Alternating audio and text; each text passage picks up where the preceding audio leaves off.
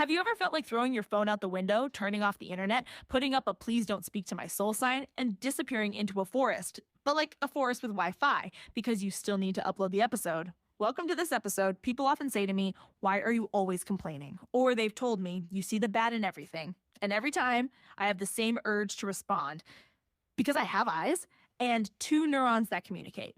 Today's world is all about constant performance. You have to be inspiring, productive, slim but body positive, woke but not too woke, exhausted but available, committed but profitable. It's the dystopia of benevolent capitalism. They lock you into an oppressive system and then hand you a meditation app telling you to just change your mindset. And don't forget to drink water, kisses, and hearts. I hate the world we live in. I hate what it does to artists, to outsiders, to the traumatized, to the dreamers. I hate the pressure to stay polite while everything's burning. I hate the gilded silence we call knowing how to behave.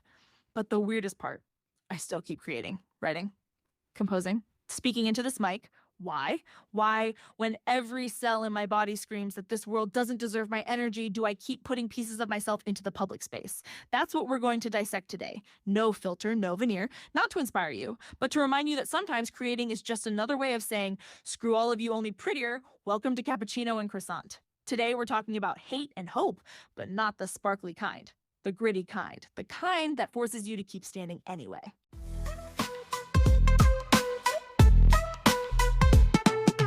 Cappuccino, wake sharp minds, brewed hot, sure bra. No sugar, no filter. Sip, think, repeat, repeat. I won't lie. I'm tired, but not the Monday morning without coffee tired. I'm talking about that deeply rooted systemic fatigue we've been dragging around like a soaking wet coat for way too long. This permanent fed up feeling that we're supposed to spin into an inspiring punchline on LinkedIn or a pastel Instagram story with lo-fi music. Because in 2025, if you haven't managed to monetize your trauma or turn it into a brand strategy, you're obviously behind the curve. That's our current world. Some kind of massive emotional shredder in a limited edition vintage filter, complete with a premium subscription to dissociation. There's this idea, super common, that if you complain, you lack gratitude. If you criticize, you lack love. As if seeing clearly today is an act of aggression. Look at all the messages we get all day long. Be positive. Change your perspective. Slow down but remain productive. Listen to your body but achieve your goals. Seriously, we're supposed to be at peace while being devoured by platforms, deadlines, and absurd demands. This world is like a cross between a Headspace ad and a poorly written dystopian sketch. And let's talk about what gets sold to us in creative circles. Creating nowadays means accepting you've become a content factory. It's not even about artistic expression anymore. It's about feed cohesion, publishing frequency added value for the community. You're no longer a creator, or you're a dopamine service provider. And if you stop, if you say, "I can't do it today," you get shoved into the not serious enough category. Feeling lazy becomes a form of professional sabotage. Solitude becomes suspicious. Silence becomes dangerous. Even your right to do nothing has to be justified. Then there's the rampant ableism, this sneaky creature hiding under the rug of grand progressive values. That notion that anything is possible if you set your mind to it, that success is a question of mindset. Total bullshit. We all know certain bodies, certain minds, certain backgrounds are systematically sidelined. And the energy it takes just to keep up when you're starting from an outside lane is already an Olympic sport. But this world just stares blankly when you can't meet its Photoshop standards. It doesn't care, as long as you produce something exploitable. And let's not forget the constant pressure to be strong. You know how it goes, you're so brave. It's incredible you survived all that. You're a real fighter. But you know what? I'm not a fighter. I'm just still standing. And sometimes it's not a choice. It's just because I haven't found another option. We've turned survival into an aesthetic. We applaud people who are half collapsing saying, "You inspire me." See the issue? We romanticize pain as long as it's marketable, as long as it looks pretty on a beige background. Meanwhile, the structures that are supposed to protect, support, and listen, they let you drown in silence. The current creative economy is basically Hunger Games with Wi-Fi. You have people starving behind impeccable photos, published authors living below the poverty line, singers self-producing incredible albums but forced to sell mugs to pay rent, and all you see is the storefront, the glam without the gulf. And if you talk too loudly about what's behind the scenes, you're bitter, you're problematic, you're too intense. Well, yeah. I am intense because this world is a gigantic caricature and I refuse to pretend we're in some rom-com. So yes, I hate this world. Not just a little, not in a passive-aggressive way. I hate it profoundly, viscerally, with the clear-eyed rage of someone who's stared at it for too long. And yet I'm still here, talking, creating, stringing words together about the chaos. Why? Because that's the paradox. This world makes me want to throw up, but it also gives me reasons to speak up. Even if it's fueled by hate, it keeps me awake. And it pushes me to refuse erasure. What I have to say isn't always nice, polished, or SEO friendly, but it's real. And sometimes that's enough to keep going.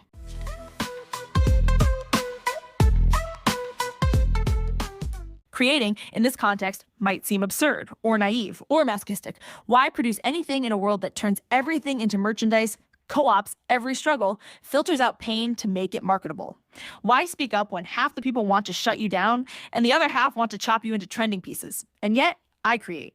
Not because I believe in the beauty of the world, not because I'm an optimist disguised as a cynic, not because I have faith in humanity or found a life-changing self-help book. No, I create because I refuse to stay silent.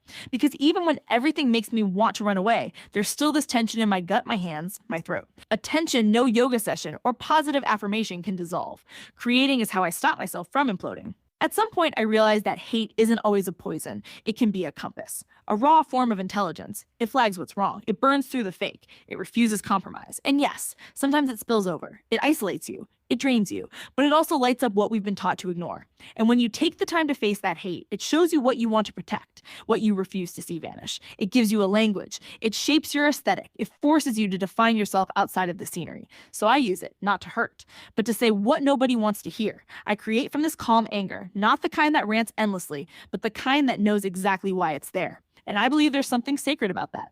Because in a world where everyone wants to be loved, I want to be precise. True. Uncomfortable sometimes, but alive. I'd rather shock with honest words than seduce with an aesthetic lie. Creating, for me, isn't an escape. It's a refusal. A refusal to let this world go on unchallenged without leaving my imprint on it. Even if it's tiny, even if it's imperfect. It's my middle finger to all the structures that said, you don't belong here. It's my response to every forced silence, every polite humiliation, every institution that was absent. It's a gentle but steady sabotage, a crack I keep carving until it becomes a passage. There's this assumption that art should be uplifting, inspiring, positive.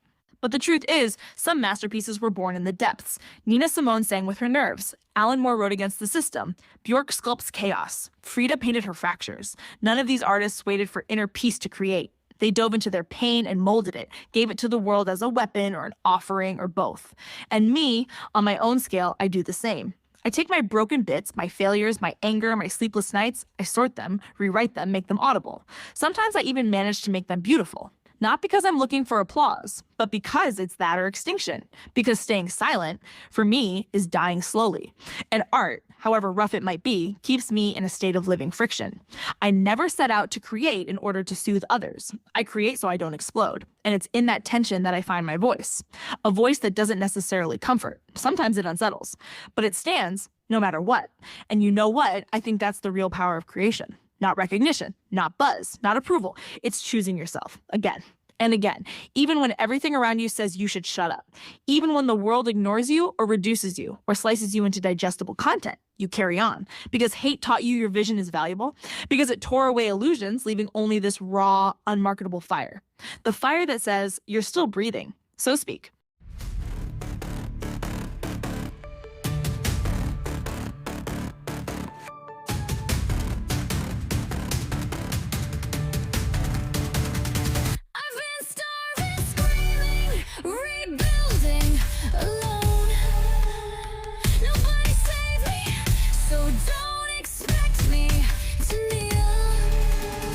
I've begged for silence just to think. They gave me noise that made me sink. Four walls, one mouth, no help, no grace. Just hunger burning in my face. They sold me strength and pretty lies. Told me to smile while I died. But I break truth in every page and turn my pain into my stage. You think I'm fragile, I'm precise. You see a storm, I see a rise. There's no faith in my design.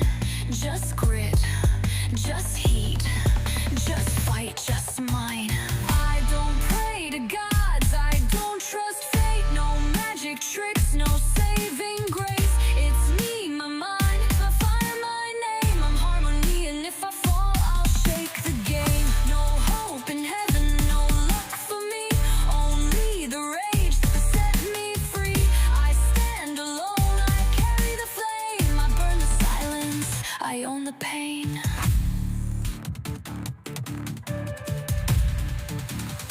I've slept on floors that knew my tears. I've watched my dreams collapse for years. Fed myself guilt with broken hands. No backup plan, no safety net. Just one brain full of past regrets. You think I'm lost, I carved the map. I made my path through every trap. I am the girl no one stayed for, the girl they praised then walked away from. But I stayed with me, and that's why I will never disappear. I don't pray to gods, I don't trust fate. No magic tricks, no saving grace. It's me, my mind, my fire, my name. I'm harmony, and if I fall, I'll shake the game. No hope in heaven, no luck for me. Only the rage that set me free. I stand alone, I carry the flame. I burn the silence, I own the pain.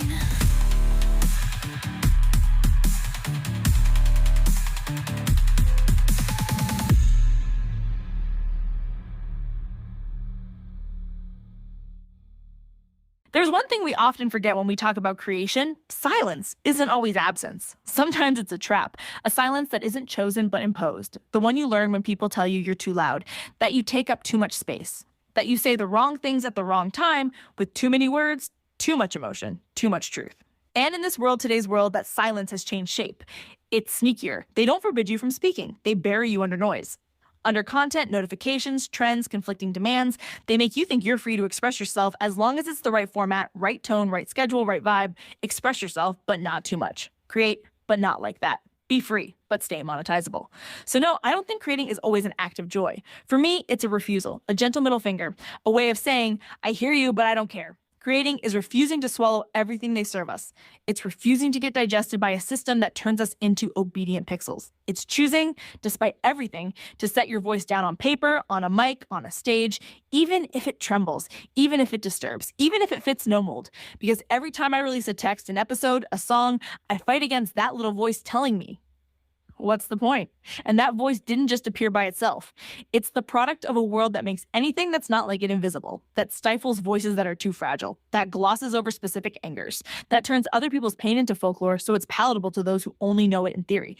I create because I don't want to let this world decide what deserves to exist, because I've seen too many brilliant people go silent, burn out, get erased, because nobody ever gave them space, because they learned to shrink themselves, because they weren't marketable. And I'm done watching powerful voices die in polite silences. So I speak, even if it's flawed, even if it annoys people, even if sometimes I wish I could just disappear. Because every time I speak, I open a crack, not a revolution, not a new trend, a crack. And sometimes that's enough. Enough so someone else, somewhere, hears an echo. Enough for another voice to rise, for another anger to find its shape. And I used to think my job was to make things pretty, to be professional, to be inspiring. Now, I believe my only real duty is to be honest, to say things as they come, even when they're not polished, even when they're brutal, even when they're ugly. Because creation, to me, isn't a shop window. It's an echo chamber. It's a cry, a beacon in the dark, something that says, I'm still here, and so are you. It's a way to draw an invisible line between me and you. Between everyone who doesn't fit in but senses there's something else, another language, another rhythm, another way to breathe. And sometimes that's enough. One voice, one sentence, one song, one poem, a hand reaching out in the dark, not to save, just to remind us we exist, that we're here, that we don't fit into their boxes, but we still take up space. And we keep going, even if it's exhausting, even if it's slow, even if it doesn't pay the bills. Creating means saying no. Again and again, it's refusing to be erased, refusing to be reduced, refusing the suffocating norms that want us to speak like human PowerPoints or stay silent if we can't sparkle. It's saying, I'm not a brand. I'm a voice. And sometimes that's all that stands in the storm. What I make isn't content. It's an imprint. What I place here isn't a product. It's an attempt to stay human in a world that wants to turn us into optimized streams. And if that doesn't please everyone, so be it. I'm not here to please. I'm here to stay present, to lay out my words even if they chafe, even if they sting. Because I've spent too long being silent. And that's a luxury I can no longer afford.